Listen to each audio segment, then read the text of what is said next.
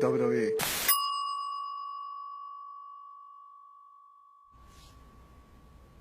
You do know it's fake, right? More real than any other TV show, WWE Raw features live, death-defying stunts performed in front of an audience of thousands every week.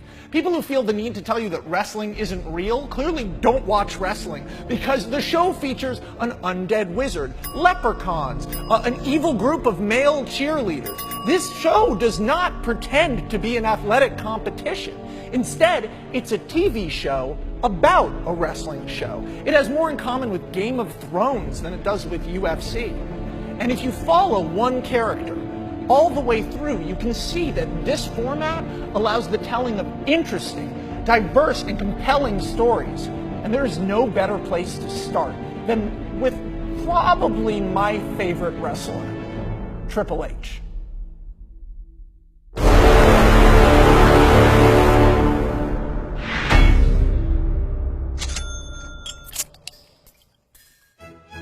The character Hunter Hearst Helmsley is introduced in the mid-90s. Basically this snobby Connecticut blue blood character. He's from this super rich family. Someone who his whole life has just been told, like, you're the best, you're the best.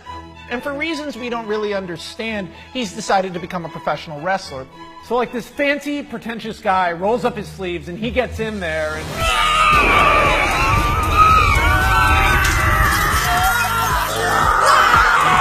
For a while, Hunter Hearst Helmsley is just getting his ass kicked week in, week out.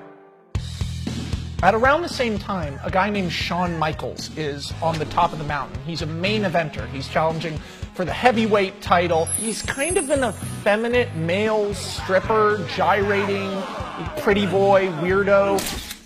He and Triple H kind of become friends. Triple H is a lower level guy, Shawn Michaels is a higher level guy. Shawn Michaels is like, my hair, oh my god, Triple H, my hair. And then Triple H is like, my hair too, I'm pretty, I could be pretty. Now at this point, wrestling is basically like wrestling is always portrayed. So you have these like big cartoony muscle guys and they go, I'm from America and I'm American, and then a guy comes and he says, I'm the Russian guy. Wrestling was basically a Saturday morning cartoon. You see, this is where Shawn Michaels and Triple H come in. Shawn Michaels goes to Triple H and says, I have a plan to get us both noticed. Are you ready? And it's a crazy fucking plan. They get this big goon woman called Chyna, and they pop out like, oh, suck it, suck my dick. Yeah, what up? Wrestling's R-rated now. Titty, dick, suck a vagina. And these two guys are going crazy on live television. Ooh, look at my butt. My butt can talk. Ooh, I'm gonna take out my balls and see what happens. There hadn't been characters like this. So the show completely changed. Suddenly all the kids watching it were like, suck it! They're talking about sucking dicks right on TV! I want to say suck it to all of my friends. $5 for the Dick Sucker t-shirt, please! So these two idiot douchebags run afoul of Stone Cold Steve Austin. And Stone Cold beats the ever-living shit out of Shawn Michaels. Shawn Michaels disappears. Oh, my neck hurt, and my back hurt.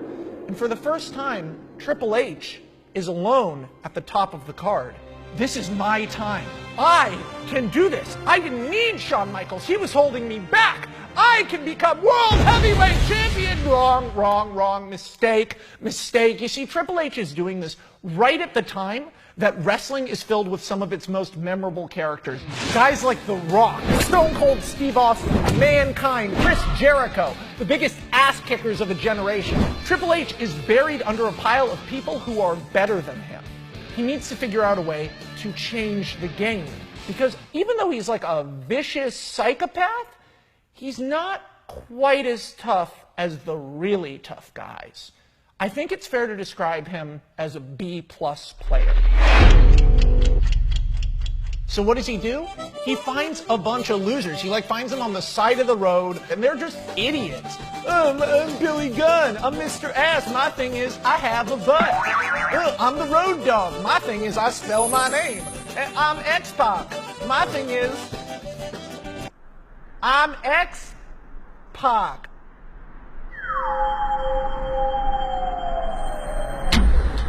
Triple H is like, great, you guys seem great. In fact, why don't you all be in D-Generation X with me? The guys are like, titty, dick, sucker, vagina, we love D-Generation X. Triple H is like, yeah, you're my bodyguards now. He builds an army. He's turned what was a friggin' movement in wrestling into a group of stormtroopers who he pushes in front of him whenever a real fight comes around. But having an army isn't enough. To really secure a kingdom, you have to get the princess. So he gets Stephanie McMahon, the daughter of the owner of the company, kidnaps her, drugs her, and marries her while she's passed out. How do you marry someone without their consent? Shouldn't he go to jail for kidnapping a woman and drugging her? These are questions that you don't have to ask, because wrestling isn't real. Triple H repeatedly wins the title off guys who could kick his ass. The thing is, whenever people are about to beat him for the title, you've got this group of like putties from Power Rangers and DX shirts jumping on the side of the ring, and if that doesn't work, he'll poke you in the eye or kick you in the balls or bully the referee. And if that doesn't work, Triple H hits you in the face with a sledgehammer.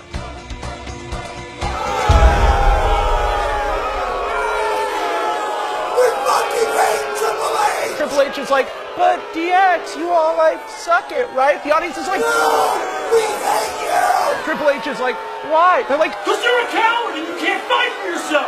Triple H is like, but I got a sledgehammer. The audience is like, shouldn't you be in prison for hitting someone with a sledgehammer? Triple H is like, I'm the best at wrestling. The audience is like, get the tomato!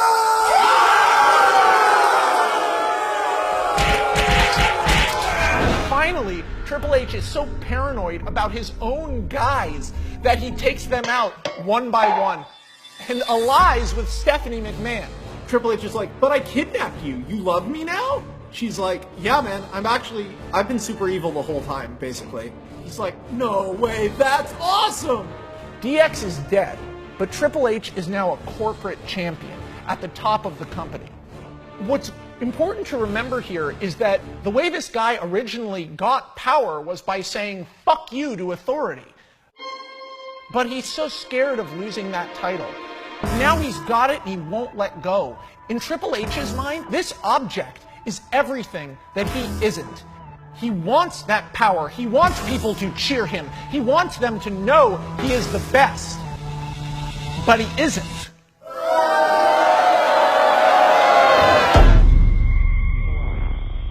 Triple H is now being pursued by dozens of guys. Everyone's trying to make a name for themselves by taking out the champion. So Triple H does what he does best, builds an insulating shell around himself. He finds this old guy, Ric Flair. His skin is basically leather. He's a disgusting old goober who yells woo. He's awesome. Just trust me, he's awesome. Sometimes when you describe something in wrestling, it doesn't sound awesome, but then when you see it, it's, fuck it, it's Ric Flair. He's awesome. Then Triple H scouts out this total lunatic, snake-like psycho named Randy Orton. I'm a fucking snake. I like to hurt old people. Harry Potter. Triple H is like, this seems like a guy I could trust.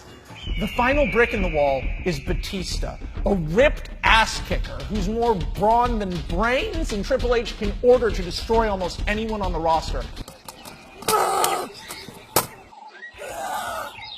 And for nearly 3 years, Triple H holds on to that title like Gollum with the fucking ring. He can't let it go, because if you are about to pin Triple H, surprise, there's Ric Flair. Oh, turn around, it's Randy Orton. And then if you get through them, Batista will throw you off the surface of the earth and into space, and you'll hit the moon, you'll go through the moon, you'll go to space and die. That's real, that happened.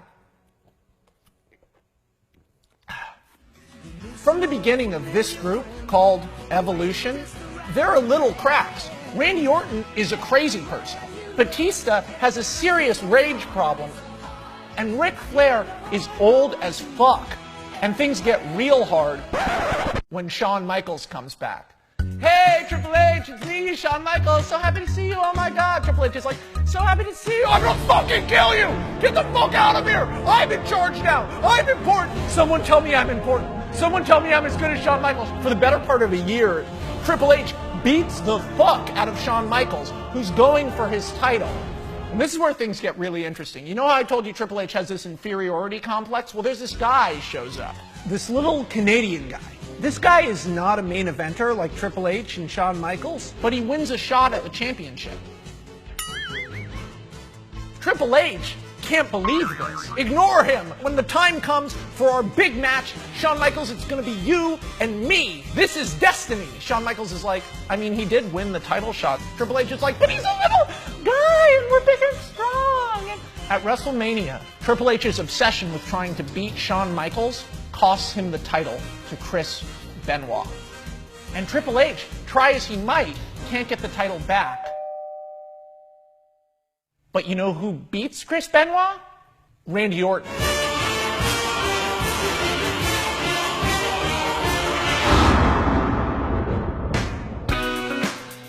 Hey, Randy, so cool that you won the title, and I mentored you, and I helped you, and now you're gonna be champion. I'm gonna fucking kill you! I'm the best! Give me that title! Triple H wins the title back from Randy Orton, and it's at about this time that Batista wins a shot for the title.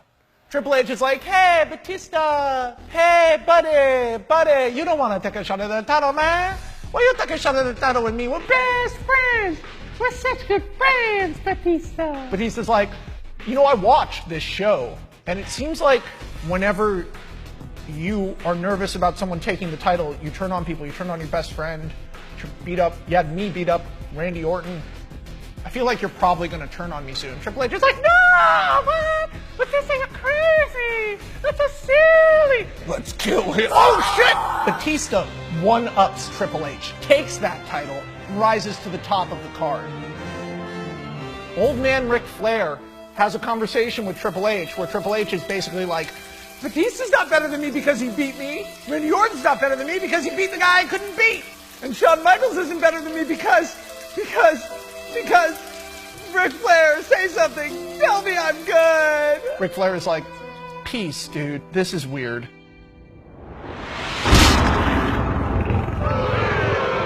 Triple H is like, audience, tell me I'm good.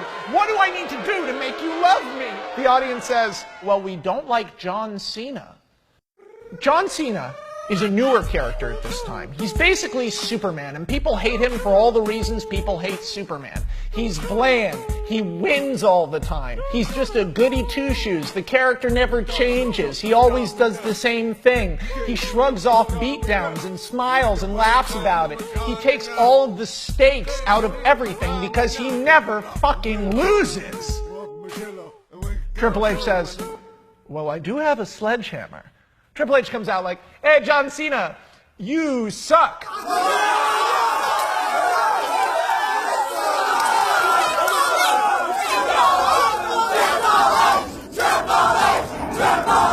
I'm the best, right? Audience, tell me I'm better than Shawn Michaels. They're like, well, beat John Cena, we'll think about it. Triple H goes after Cena and he loses. Then Triple H and Shawn Michaels end up going after Cena at the same time, and they both lose. You can't beat Superman. But them hanging out a little bit makes Triple H like, hey, Shawn Michaels, we're both like older and like way more mature. And Shawn Michaels is like, yeah.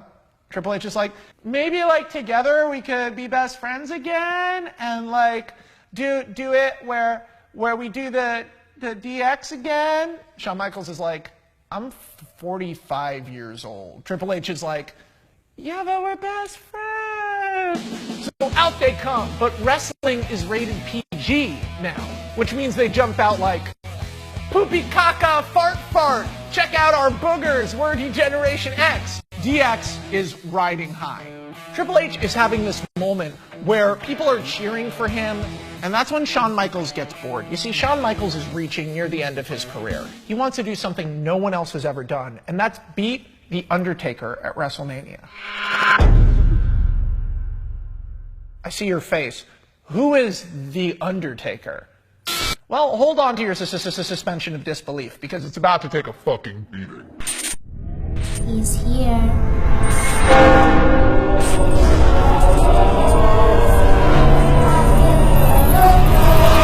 I like turtles. The Undertaker is a wizard, a satanic magician, and no, I don't know why he's a wrestler. He was part of this cult when he was a little kid. They sacrificed these 3 little girls.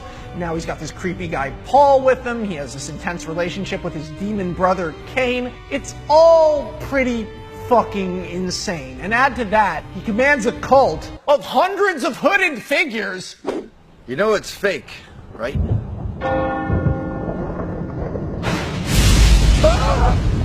What matters is that Undertaker has never been defeated at WrestleMania. Shawn Michaels is like, I think I could beat him. He couldn't. Shawn Michaels is like, damn it, I feel like I could really beat him if I just had one more chance, you know? Undertaker says, hey. Undertaker says, I will give you another match at next year's WrestleMania, but only if when you lose, you retire from wrestling forever. Shawn Michaels is like, I don't know if I should do that. What do you think, Triple H? Triple H is like, no, it would be so terrible if you left and never came back. That would be the worst. Oh my God. You should do it. You should do it. Why don't you do it? Don't be a pussy. You should do it. Do it. Do it, Shawn Michaels. Shawn Michaels is like, okay, sure. So Shawn Michaels loses to The Undertaker, is permanently retired.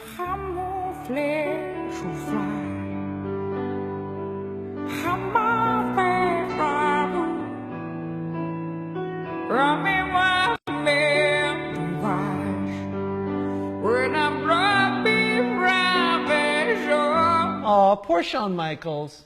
It's my time, and my dick fell off. What? Don't get it wrong, I don't make me soft. It's my time, drinking champagne, baby. Oh, boo-hoo, Shawn. You're gonna feel real stupid when I beat The Undertaker at WrestleMania. I'm wasted. Bad. An important thing to remember about Triple H is that he views himself, when he looks in the mirror, as this warrior knight, Conan destroyer, super badass, unstoppable guy. The fact that he's actually an insecure, cheating, undercutting, manipulative coward, he's kind of blind to. He can't see it. And that's why when The Undertaker beats him, all Triple H can think about is, but I still got some good hits in though, right? And everyone's like, sort of. Hey, stop acting like you beat me. Yeah, but I kinda did, sort of. No, you didn't. Yeah, but I hit you a bunch of times. That's not how wrestling works. You can't win, just, you lost. Admit that you lost. No. Fight me again then. No. You're not as good as Shawn Michaels. Bitch, I will fight you anywhere. I will fight you on the moon.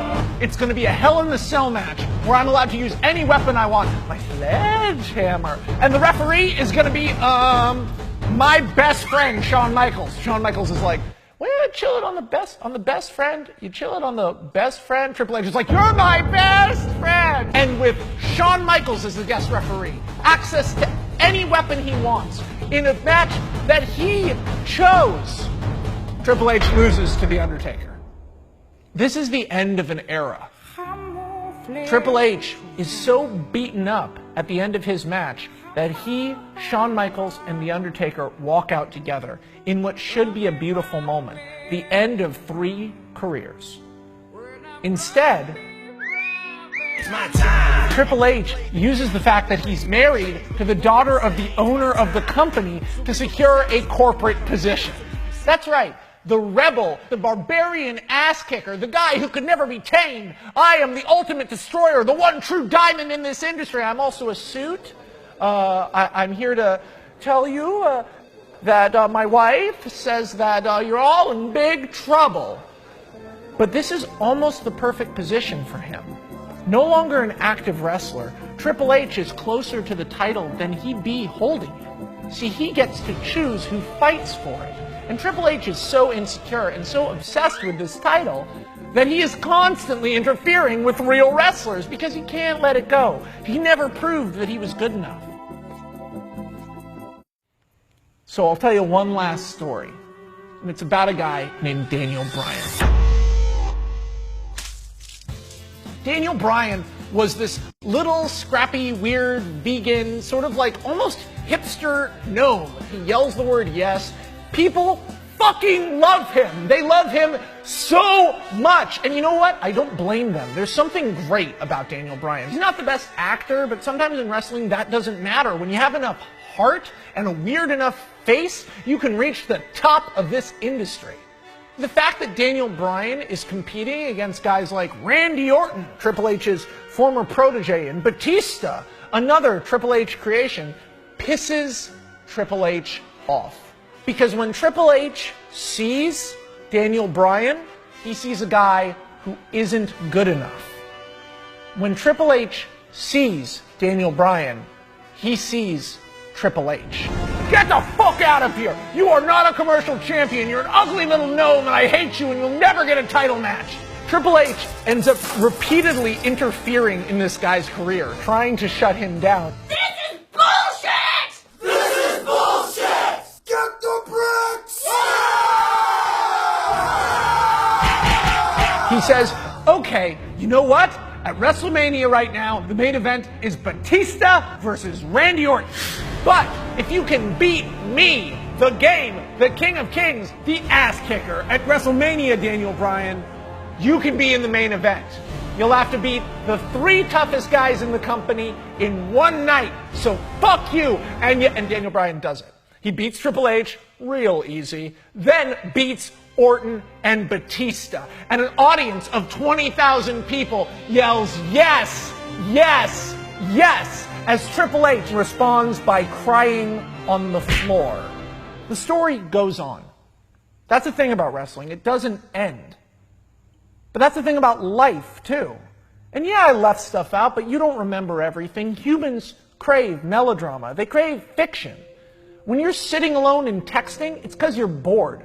Our imagination is our greatest gift and our greatest curse. Because we're bored all the time. And that's what fiction does for us. It gives us a sort of simulator for bigger stories and bigger emotions. That's what Lord of the Rings is. That's what Phantom of the Opera is. That's what Goodfellas is. That's everything. It's us watching and feeling. The human capacity for empathy through imagination. That's why we have stories. Triple H is a great character in fiction. Told over 2 decades. A snob who had a chip on his shoulder that he could never let go. And just wanted to be the best. But never could be that without cheating. Finally selling out to the point that if he can't be the champion, he'll choose the champion.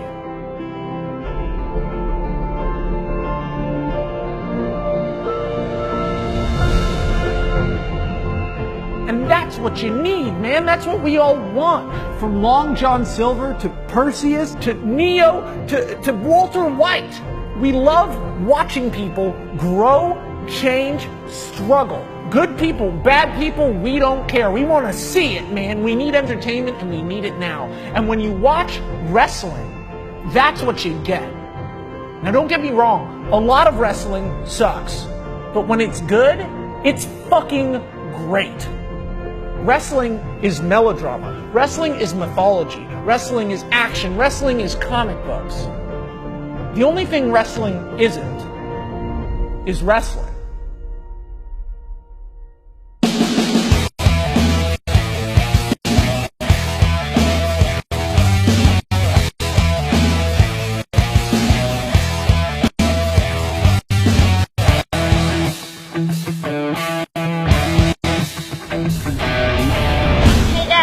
What? You know wrestling's fake.